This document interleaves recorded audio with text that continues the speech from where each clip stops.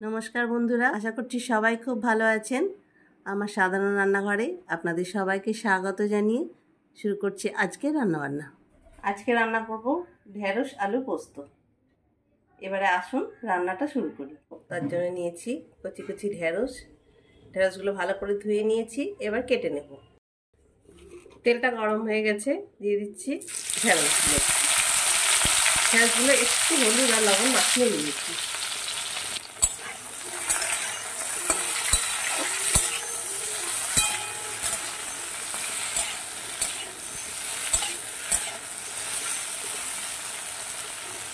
ঢেঁড়সগুলো ভালো করে ভেজে নেব।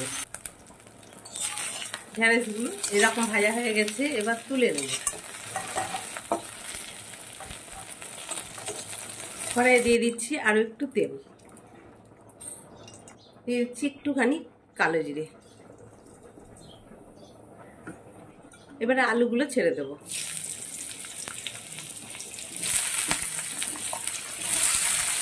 আলুগুলোকে বেশ ভালো করে ভেজে নেব। আলুটা ভালো মতো ভাজা হয়ে গেছে, দিয়ে দিচ্ছি পেঁয়াজ।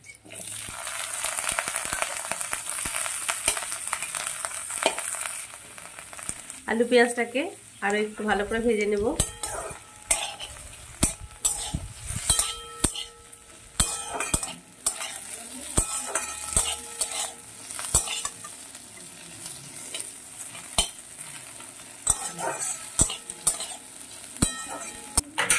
আলু আর পেঁয়াজটা ভাজা হয়ে গেছে, এবার দিয়ে দিচ্ছি পোস্ত বেটে নিয়েছি। সেই পোস্ত বাটাটা কয়েকটা কাঁচা লঙ্কার সঙ্গে দিয়ে দিচ্ছি।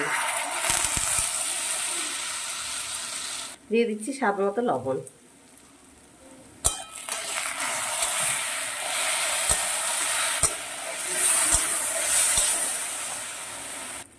পোস্ত বাটিটা ধুয়ে একটু জল দিয়ে দেবো।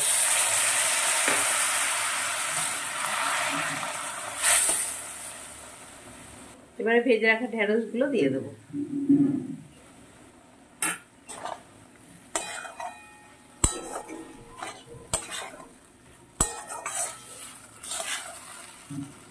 একটু ঢাকা দিয়ে দেব। সবশেষে দিয়ে দিচ্ছি কয়েকটা কাঁচা লঙ্কা ভেঙে দিলাম, আর দিয়ে দিচ্ছি একটু কাঁচা তেল। ঢেঁড়স আলু পোস্ত আমার একদম রেডি। এইভাবে করে নিতে পারেন ঢেঁড়স আলু পেঁয়াজ দিয়ে পোস্ত। আর যারা পেঁয়াজ খাবেন না তারা পেঁয়াজ দেবেন না। আশা করছি আগামী দিনেও আপনাদের সঙ্গে দেখা হবে। আগামী দিন অন্য কোনো ভিডিও নিয়ে আবার দেখা হয়ে যাবে। ভালো থাকুন, আনন্দে থাকুন। ধন্যবাদ।